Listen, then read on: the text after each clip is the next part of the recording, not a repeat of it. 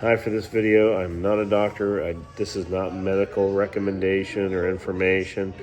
I really don't implore you to use any of this information or believe it, period. Welcome back to the channel. Today is episode 3. So we were going to talk about diets and supplements and my journey on reversing my diabetes. So these diets, I've had diabetes for 20 years, and a lot of the diets have really been in the later stages, right? But probably 15 years ago, I started with paleo. It was too hard to follow. Didn't really do anything. Mediterranean, very tasty, but again, really didn't move the needle. And then I switched to keto. So I have this little pen that I got. It was a Kickstarter type thing, and it measures your ketones. You blow into it, heats up, you blow into it through the app, and it tells you what stage of keto you're in, which is pretty handy. But I was doing 20 grams of carbs, which is super hard, when I was in Japan. And, you'd slip every once in a while. I found it helped. Like if you're not eating sugar and that kind of thing, it really helps. But it still, didn't fix it. And then I moved along to keto and did 40 grams of carbs, which is a lot easier, and you can maintain it. 20 grams of carbs is very tough to do for a long period of time. So, and then recently, probably last year and a half, intermittent fasting. So I started with 12/8, which is really good. Moved along to 1 meal a day, or OMAD. So it's basically that. You eat. So I eat between 5 and 6. And I found it did help bring my top number down. Didn't fix anything. If I ate a bunch of sugar, still affected my glucose numbers. So I'd also do 3-day fasts. So 3-day water fast, a little bit of bone broth. And there's something called autophagy that kicks in. YouTube it, autophagy. It's basically where the body starts recycling bad cells, and it can kind of heal your body by doing it. And I did a 5-day fast, and was basically a series called Prolon. So they make these formulated little snacky kind of things. I think it's 400 calories in the run a day, some soups. And it tricks your body to give you some substance, but your body still thinks that you're fasting. So, it was crazy. I had a scar on my arm, and I would pick it, and it would grow back up, and I'd pick it again. And I was on this first 5-day fast, and remember the autophagy thing where your body kind of heals itself. I think it was day 4, day 5. It was gone. The scar was gone. And I'd had it maybe for about a year. I'm a picker, so I kept picking it, and gone. I noticed that I had a scar on my head somewhere as well, gone. So again, if you're interested in that, YouTube, autophagy, there's tons on it. So as far as diets go, I really do like the 1 meal a day, OMAD. I'm still on that. I stick with it. I find that you can eat burgers and pizza and whatever you want, and it has the same effect as, eating bits of sugar through the day type thing. And I've also lost some weight. So after the Mounjaro, I came down like 10 pounds. The 1 meal a day, that's the other 40 pounds. So big fan of it. You got to ease into it. If you normally have breakfast at 8, you skip it, do 9, then 10, then noon. Noon is the biggest barrier because your brain, you're hungry. 11:59, you're not hungry. Noon, you're starving. But then at 1 o'clock, you're not hungry anymore. It's all psychological. So it took me a while to get through that, and I've been doing 1 meal a day, or OMAD, probably for the last 9-ish months or more. So with some of the supplements, there's two different kinds, stuff that'll help diabetes and just general stuff. So we'll start with the Bayer aspirin, right? Baby aspirin. The heart helps it. I'll continue to do that. NAD, so this is supposed to be, gives you more energy, and didn't do anything for me. Took it for a couple of months. Not going to take it anymore.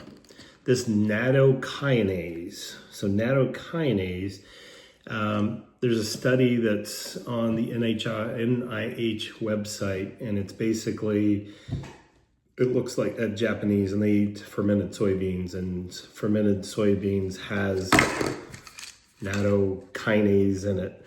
And one study showed that they gave a group 10,000 milligrams, I believe it is. And it actually cleared out their arterial system. So plaque and all that kind of stuff in your blood vessels, help with blood pressure and those kind of things. So that's up on the NIH website. A little while ago, I was down at a ranch doing some work. I got scratched by a thorny bush, and all of a sudden I had this wicked pain in my arm, and it kind of settled into the wrist. And it's been since June. It's now October. So very painful, really hurt bad.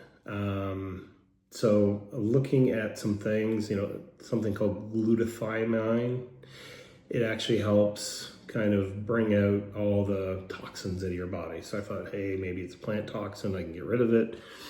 So this is one item that I was taking, Glycanac, and it helps increase glutathione. There's supplements out there that are actually glutathione, but any research that I've done, it doesn't actually increase it. You need all the precursors to help boost the number.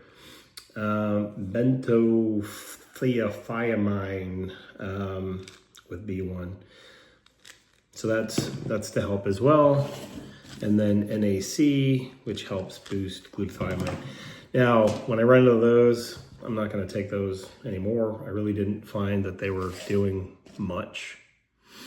And then, the last one, acetylglutathione, same thing. It's supposed to help increase your glutathione levels.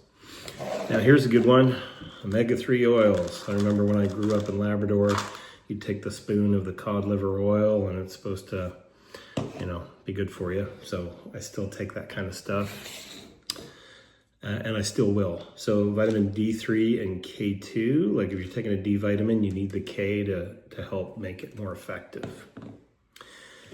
And I will continue to take that. Here's another good one, apple cider vinegar.